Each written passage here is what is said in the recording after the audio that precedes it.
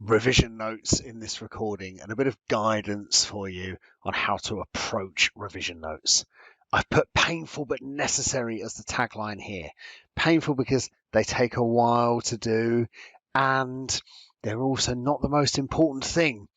This exam is about application really rather than knowledge, but to apply your knowledge, you need that knowledge in the first place, and therefore these notes are necessary. They're an effective way of you having or knowing the necessary facts. So the issue that I find with revision notes is that you do need some factual knowledge for this exam. I reckon it's about 10% of the marks, maybe 15%. The rest of them are for application, so for applying your knowledge, but you can only really apply that knowledge if you have it in the first place. And the problem with revision notes is that when you read through someone else's revision notes, it's a passive activity. For me, it is the action of making the revision notes yourself that helps to get that knowledge into your mind.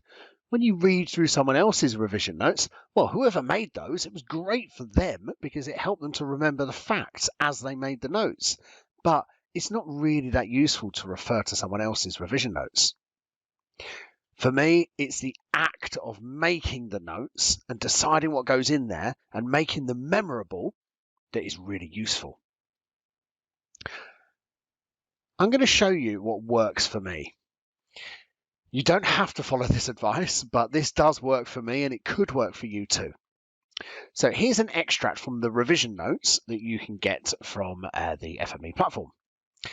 This is from Syllabus Area B, Code of Ethics, the 5 fundamental ethical principles. And I've given to you them in the revision notes as a reference tool. But this is not the way that I remember them. They stick in my mind when I do something like this. Now, this is a bit ridiculous, isn't it? Look at my pictures. Do they mean anything to you? Can you work out what each of them means? And some are more obvious than others, but who do they need to mean something to? Yeah, me, because they're helping me to remember these key facts.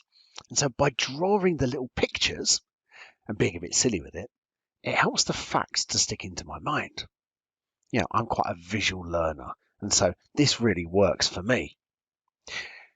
Now, I'm not going to provide you with revision notes that look like this because they look absurd, but they're only really meaningful to me, and it is the action of making them that has helped it to stick into my mind. So my challenge for you then around revision notes is to go through and make your own. Here are some ideas of things that can work. I really like mind maps and images, but I realise that they're not for everyone. Some people prefer to learn with lists.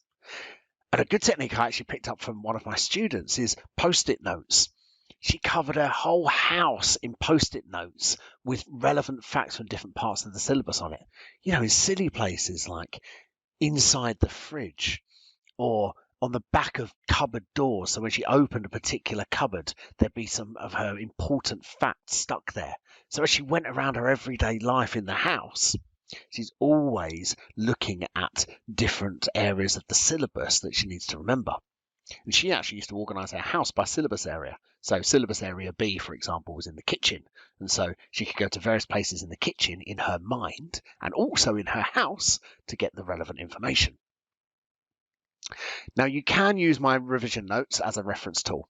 They're up there on the FME platform. You can download them, you can print them, but making your own is the thing that's going to help it to stick in your mind. I would advise spending 3 hours maximum on this. So don't spend forever. You want to spend maximum one evening because the bulk of your revision time should be spent on practicing questions because that's where most of the marks are, and doing the exam technique challenges, which you're going to be looking at, that are going to help you to build the exam techniques you need to pass the exam. But this fundamental foundation knowledge is needed for you to be able to properly have a go at the questions. So one evening maximum.